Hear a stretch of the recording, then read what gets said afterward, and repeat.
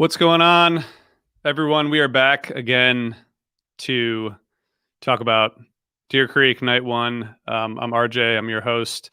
I see people are just entering. I'm going to give it a few minutes to let people get here before we jump into this show, which it was pretty cool. We're going to hear from Jason, who was there. He's probably going to tell us that it was even cooler than the way I described it. But just want to remind you guys that we're here thanks to Shift Genuine Cannabis, who wanted to bring back HFPod, and I know many of you wanted us to bring back HFPod. So here we are. We're doing this Halloween contest, October 30th and 31st, 2 tickets to each night, airfare, accommodations, etc. So go to shiftcannabis.com to enter. We're going to be announcing the winner of the contest in the lot at Dick's on Sunday, the Sunday of Dick's weekend. So it's going to be awesome. I'm back home after a long, amazing week in Nashville. I'm exhausted, but took the kids to the pool today. Now I'm back. I'm ready to rock. And we're going to bring in Jason in a second. Please add your comments. We'll put them on the screen here and talk about them. And man, we got a big show to talk about. So I'm going to add Jason here. Hey, Jason. What's up, RJ? How you doing, brother? Good. Jason is a big supporter of Osiris, as you can tell by his shirt that he's wearing. Thank you. Love you, Jason. Yes. So we got a lot to talk about here. Well, I guess let me ask you first. When's the last time you saw a Fish show? 12/28/19, the first show of that New Year's run. Yeah. And what did you expect going into it, being back and just being like back at a Fish show?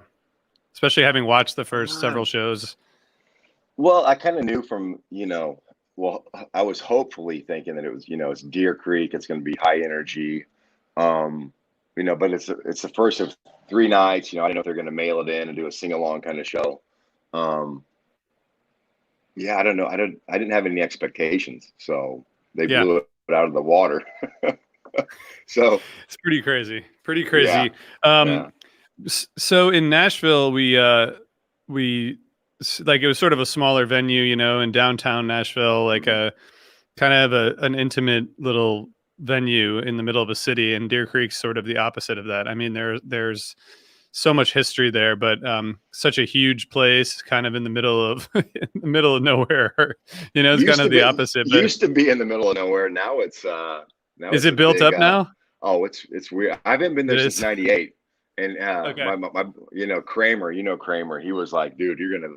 He goes over there all the time for his daughter's like travel softball, and he knew what it was gonna be like, and I was like, holy shit, this is so much different. It's not cornfields anymore. It's a full on suburb. Yeah, it's crazy. And what was it like? Did you talk to anyone who was at the Nashville shows? And I mean, do people still feel the like, it's so good to be back at Deer Creek sort of vibe? Oh my God. Yeah. I mean, it was like, you could feel the energy in the lot, everybody was just super, I don't know. Shakedown was amazing. It was just so much fun. Everybody was just, I don't know, even in the lot, you could feel the energy. Everybody was ready to go back at Deer Creek since first time since 2016. So, and they used to hit Deer Creek every year. Back in 96, 95, 96, 97, 98, 99, and they kind of laid off there for a little bit, but yeah, it was, the energy in the lot was it was there. What was it like going in? Because I feel like from watching the stream, I was realizing this morning when I was listening back that like this is the first time many people were seeing a show, like it's sort of like, sure. I feel like the Arkansas through Nashville was like, I mean, there were, people seeing their first shows at every night, but sure. I feel like last night it was like a whole different crowd, like welcoming Fish back. That's what it felt like. Was that what it was like for you guys? Oh, absolutely. I mean, it's Indiana, Midwest, Chicago, Wisconsin. I saw tons of Wisconsin plates, Iowa. It's everybody that wants to go to Alpine or wants to go to Deer Creek, and they made it down, and they were ready to go. Everybody was ready to go, and they went. They went. The first set, I feel like after the Wolfman's brother, they got like a pretty long, like, standing Hmm. ovation. It was just like everyone was so happy to be back. What did you think of the first set? What were some of your highlights? Hmm. Like Carini, I mean, Carini opener. I mean, what? I mean, I don't know. I'm not a fish, stats guy, but I don't. Have they ever opened with Carini? I don't know. Um, yeah, good question. I think they have, but I'll find out. I'm gonna find out. Yeah, I don't. I mean, for me, I'm not a. You know me. I'm not a. Like a stats kind of guy. But it was incredible, man. Me and Kramer kind of got there late. We were hanging out in the parking lot we were literally trying to give away lawn tickets. I mean, I was walking around saying, "Hey, I got a free ticket," and finally gave a couple of tickets away, and we made it in probably about 30 seconds into Carini, and it was like, wait a minute, they're opening up with Carini, and just like, yeah, it was pretty it was like, oh shit, here we go, we're in for it, hopefully, and we were. So Yeah.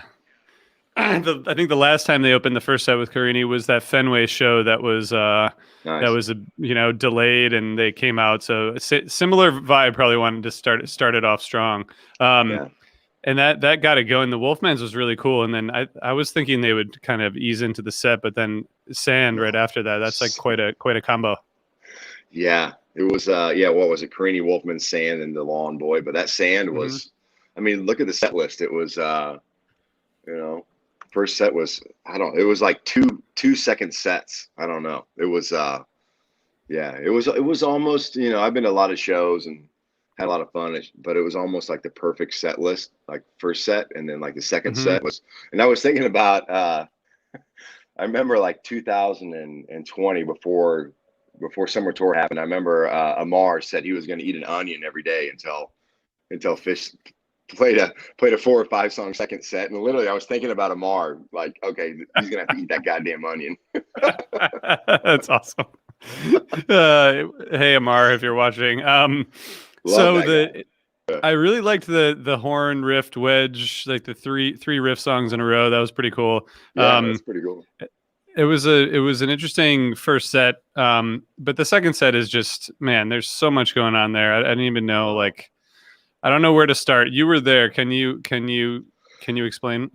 uh, yeah, I mean, it started out with AC/DC Bag, and it was everybody's dancing, having a good time, and then Blaze on, and you're like, okay, it's gonna be typical like 9 to 10 minute, maybe 12 minute Blaze on, and then it went where it went, and it was, oh my god, it was like a spaceship. I mean, that's all I can think about is like the second set was like, you know close encounters of the third kind, especially with Kuroda's lights. I mean, we were like in the first tier of the lawn, kind of dancing, down the steps, and it's just with the lights and the music. It was. I mean, it was one of my favorite shows I've been to ever, even in a long time, but ever. And it was just, I don't know. There was something about it with Paige stepping up and doing his synth sounds, and Trey kind of doing his little whatever he's doing. It was, I don't know. Yeah, I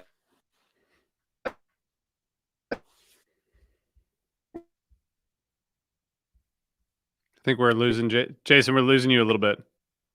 Weird ones. So, but that's why you go back. Yeah. So You got me?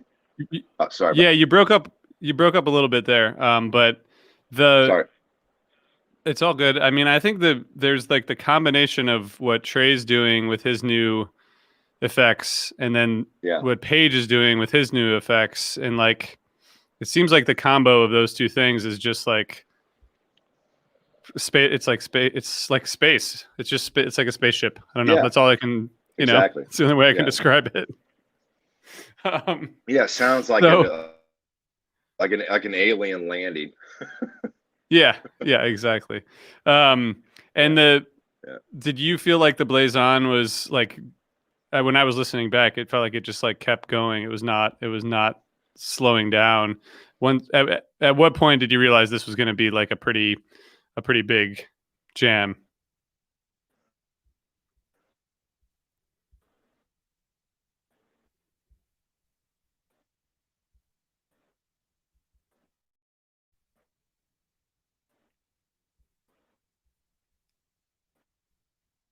Can you hear me, Jason? Here, let me try something here.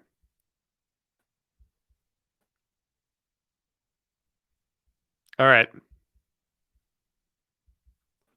All right, I'm gonna come back to Jason in a minute. Sorry about that, guys. Those people watching, thanks for tuning in, and feel free to add more comments. I heard someone else say last night that the lights weren't moving. Um, I saw some conjecture that maybe it's because it's an old venue and maybe there wasn't enough room or wasn't enough equipment. But I don't know. I don't know. It's for a 3-night run. That's a little bit unfair for the folks who are there. But hoping that those come back. If anyone knows, tell us. Does it feel like there's no rules for 4.0? I think the 4.0 thing is, to me at least, it seems like there are no rules so far. Hey, Jason. We're back. I feel like there's a viewer asked, does it feel like there's no rules? It feels like they're just playing with so much confidence that they can kind of just do what they want, and I don't think there's any. I feel like that's what is leading to them feeling like there's no rules. Like they can play any song anytime, and I don't know. We should talk about the simple, but the 3-song encore, it just seemed like they didn't want to stop playing, and I'm sure the crowd didn't want them to stop either. Oh my God, the crowd was amazing. That's what, as well as I do. That's what kind of propels them into doing, stepping out and doing what they're doing. I mean, it was so loud. I mean, it was like it was loud. It was the energy was amazing, and yeah. But that simple kind of, I was a Kramer, and he was there for like the '96 simple at Halloween, and he kind of loves that simple. So every simple compares to that one. And he's like, oh, this one's, it's up there. But it's my favorite simple I've seen live. So, yeah. But it kind of got, like you said, it got that spacey kind of, spaceship landing sound. It's hard. I mean, it's hard to describe what happened last night unless you were there. It's really hard. It's so hard. Yeah, but that's a good place to be. And Ryan from Trey's Guitar Rig, he sort of, he described what was going on with Trey's effects and like the bass effect and a bunch of the others, but mostly it's just that they're having fun and kicking ass. The Blaze On, I feel like they haven't been doing a lot of the like blissful peak jams this tour, but that was like a momentous peak. What was that moment like? Do you remember that moment in the venue? Yeah, I do, because me and Kramer were talking about it. He said the exact same thing. He's like, it didn't leave type 2, and he's a musician like I am, and I might have a little bit of a better ear for it. So Blaze On I think it's in the key of E. It never left the key of E, at least for my simple ear. It stayed there, and it stayed in that major kind of that place, and it had that, kind of, I don't know, Allman Brothers, whatever it is. It had that major kind of real blissful stuff, and that's what we were talking about during the middle of that. It's like, okay, they haven't done the bliss stuff yet. They've gone to the minor, they've done this and that, and yeah. But for me, I love the bliss stuff. I love it. Yeah, it's a great place to be, especially when you're there. Listening back, like some of those jams kind of sound similar, but when you're there, it's a beautiful moment when that comes together. Yeah. What about the simple? I feel like you went back into that, like that kind of psychedelic spaceship. That's I'm just gonna call it psychedelic spaceship sound. I think that's the technical term. I tried to describe that in the Fishnet review I did, and I was like, I don't know what to call this. What else for you was a highlight for the show, or what are your other thoughts looking back on it? Biggest thing is that they're doing stuff, even though how old they're almost 60 years old, and they've been doing this forever. They're still viable and still having fun and still doing things I've never heard. Like, I've been to my first show in '95. I've never heard a simple like that ever. I've heard a lot of good simples and never heard that. And for me, like all the, we took a party bus over there. There's a bunch of younger kids. I think they're in their 20s, and they were having fun. and excited to go to fish. And for me, I'm like, I'm an old guy, 45, got a couple kids. I'm like, I'm looking at these young kids that, they just graduated college and they're having fun. I'm like, thank God fish is still around so they can do this, and have fun. Because I saw the Dead in '95, and I was all in. I was like, I love it. And then Jerry died, even though the music sucked. But for me, it's really cool that people still get to go to fish shows and make it an event. You're like me, you're a dad. I don't get to go, to shows every day. I got to like plan my schedule out to go to a fish show and save money for it. And besides that, just grateful to go to a fish show. And then, I mean, we got a Sanity encore. Like, wow. Yeah. Well, and we just got a comment here on the I never needed you like this before. I think it's sort of like a Santos type song in terms of being could be a great closer with a nice peak. That seemed like that was a good way to close it. And then they played Santos in the encore. So much. We had another comment. The synth sound finds a way to be complementary with Page. And I agree. I feel the same way about the bass, because he's got this like bass effect where it sounds like Trey's playing the bass, and then obviously Mike's playing the bass, and then sometimes Page is making similar sounds, but they do kind of all sound complementary, which is cool. Yeah, well, that's what we've talked about it before, is that, as much as I love Fish from like, 93, all of it, but it was always kind of like the Trey Anastasio band with, him kind of, being the, the bad lieutenant, like directing them and stuff. Now, this is my favorite version of, air quotes, Fish, because this is them as a band. This is, Trey is an incredible guitar player. We know that he's world class, one of the greatest ever, if you want to judge it. But as far as like the other musicians stepping up and like being like in the forefront, Fish, they've never been this way. Never. I think that's I like that perspective. I mean, we on the HFPod in the past, we've gone over this and kind of gone back and forth and debated it with guests, and like, to me, they're better musicians now, right? They've for sure. just because and I mean that in terms of experience. Like, they're not as fast, they're not as probably, there's some things that you lose with age, as I'm coming to find. But you gain some things too. You gain some wisdom and some perspective, right? Wisdom and patience. Yeah. Patience is a virtue. Your grandma told you that, I'm sure. It's true. Yeah. Patience is a virtue. It is. Do you think that this sound that you heard last night and that we've heard this tour is totally different from like 2019? You know what? For me, everybody says that, Fish 4.0. And I think 4.0, and this is just me putting my 2 cents out there, kind of started with the Baker's Dozen. This is where that new kind of, Page coming in, everybody stepping to the forefront. It's different, but it's kind of like the whole evolution. I mean, that's why we go. That's why I want to go, is because they're still evolving as a band. They're still finding new ways to play together, and I think it's different. It should be. I don't want to go see a band over and over again that's the same. I mean, even though it's Fish, I want to see something new and different, and something like last night, to where the music was so powerful. Like we were talking before we went on air, I couldn't sleep. I went to bed and my ears were ringing, had a headache because it was so loud. But I was just thinking about I slept like 4 hours, and I don't have my kids aren't with me. I should be sleeping like 9 hours. I couldn't. Because it was so good. It was so good. That happened to me after the second night of Nashville. We just were like wired. It's like when the energy is so high, it's hard to wind down from that. You can't. For us as like the fans, could you imagine being, I remember, in that part of Between Me and My Mind, you see Trey walk off the stage and he's like drinking water and he's like, oh, he's sober and he's like, fuck. He's just sitting in his bus by himself, looking out the window. Like, what do I do now? Food. Yeah. That's how we all feel. It's amazing. That's why we do it, dude. That's why we do it.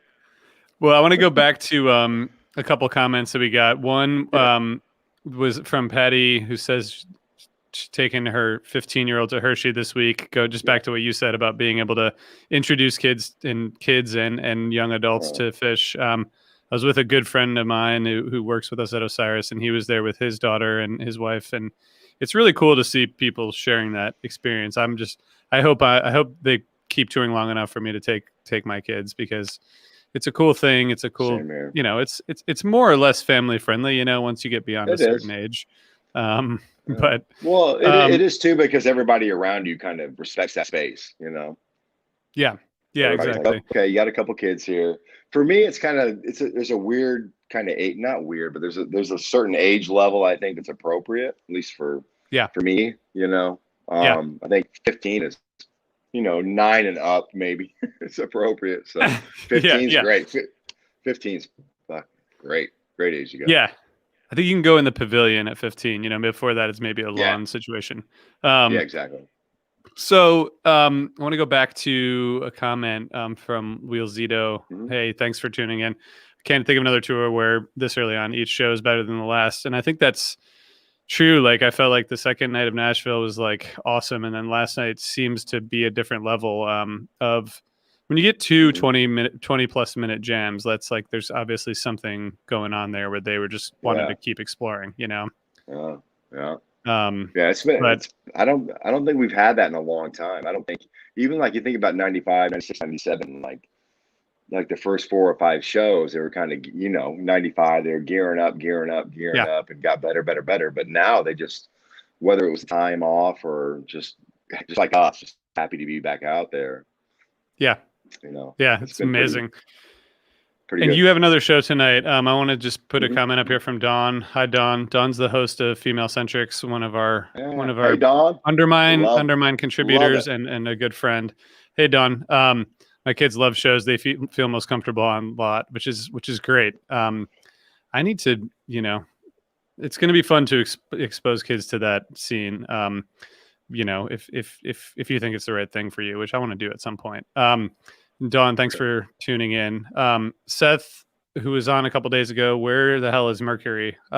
Tonight. I was kind of, you think tonight's it? I felt like it was coming in Nashville, and it's still out there. What were you thinking about Mercury for tonight, or any other songs that you'd like to hear that predictions don't really work, but you could try. They don't. I think Mercury tonight, maybe. I would love to see them do. We were here for 98 when they did Rhinoceros, so do it again. That would be a good throwback. That was a good. That was an awesome show. I remember nobody knew what that song was. Nobody knew. No. Crowd was completely silent. What the fuck is this? That whole tour kind of was like that. A bunch of covers, so people were like, "All right." Pebbles, Tim Wheaton. Hey, Tim. Pebbles and Marbles would be a nice. There was such a great version of that at the Beacon Jams. Maybe that's coming. Another comment here. Yeah, go Pebbles ahead. And Marbles. Pebbles and Marbles is my favorite Tom song by far. All right. I love Tom. Tom's a friend, but me and my wife got to see Trey do Pebbles and Marbles alone, sitting in in Milwaukee in that in that theater, and watch my wife cry listening to that song. So Pebbles and Marbles is awesome. Such a great story. Yeah. Well, okay. So we have another comment. To me, this fish is the best since 97, 98. Pretty amazing. And Dawn Coyote on her birthday, which is August 11th. That seems totally cool to me. So Dawn, I hope they do that for you. Jason, what else do you expect from the rest of the tour? I mean, they seem to be playing well, and everyone's excited. What else do you expect, or what are you thinking about the rest of the tour? I just think everybody having fun. Everybody getting back out there, being safe about COVID and all that. And it's a weird time with COVID. My wife, she got vaccinated and she got COVID, and so did my kids. And I didn't, but they did. So it's real, people. So take it seriously. So I just think I hope they push it and do what they got to do, but I just think it's just going to be a lot of fun for everybody else from here on out. There's a lot of shows. I'm looking forward to Baltimore. There's rumors they're coming to Chicago, but I'm just happy. I'm like a fluff guy, so I'm just happy You're just that people happy are to out go. there. I'm just happy Yeah. that people are having fun, man. I don't care. Yeah. Just go have fun, be safe, do what you got to do. Don't drink and drive. Take an Uber. Yeah. you know, Yeah. Go to And work, try pay to your be safe. bills. Yeah. Go to work, pay your bills, Get, have fun. Who cares? get vaccinated, wear masks, just, Yeah, be get safe. get get vaccinated. I don't understand that. Yeah, I watched We're somebody going put to, like Peruvian flake cocaine up their nose, and like, no, I'm not going to get vaccinated though. I'm like, you don't know where that came from. go for it. Yeah. I will say that, like what I mentioned at the beginning of this, the seeing the new crowds greet Fish after so long is really cool. Oh, And I it's the feel like, best. when they tour all the time, I guess you still see that when they come to the Midwest, like a Chicago show or Alpine. Mhm. But if you're used to seeing them, it's just like happy to be at a show. But like what I heard from the crowd last night was like a whole new group of people welcoming Mhm. them back, and then It thinking about them was. going to Hershey next and then to AC. Like there's going to be a lot more of those from people who haven't seen shows yet. So I feel like that's a different level of energy for the band too, to like come out to like thousands of people who clearly are just like so thrilled to have them back. It's got to be a nice way to start. Oh, they were thrilled last night. That's for sure. You know what? There was probably a lot of people there for their first show too, which is cool. I know firsthand there was a couple people that we were with for their first show, and they were just lit up. That whole energy. You know how it is. It's just Yeah, it's contagious. It's contagious, and it was it's great. amazing. So are you going to be able to make it through 3 shows?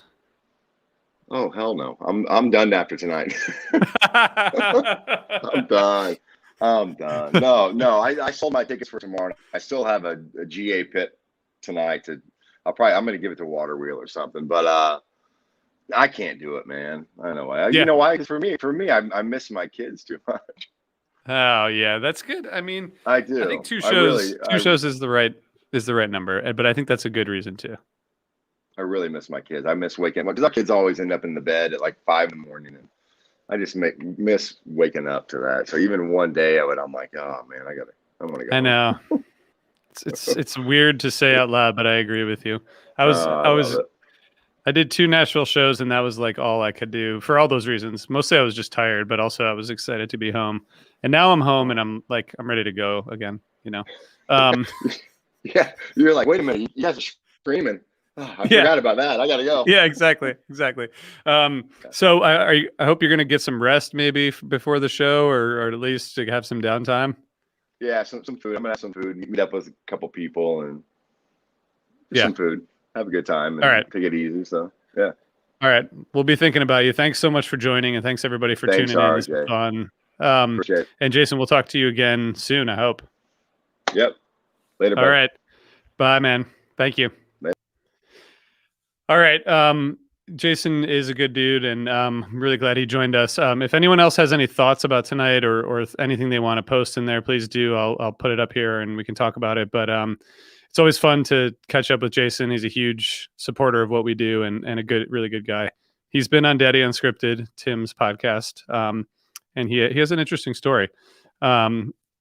Miss Molly watching on YouTube says, "I'm gonna have a Kleenex in my pocket at the gorge. I'm gonna be so happy." Yeah, then I guess there's the southern crowd who got kind of introduced back, and now the Midwestern, and then the East Coast, and then the West Coast, which it's been a long time since people have seen Fish on the West Coast. So that's gonna be really amazing.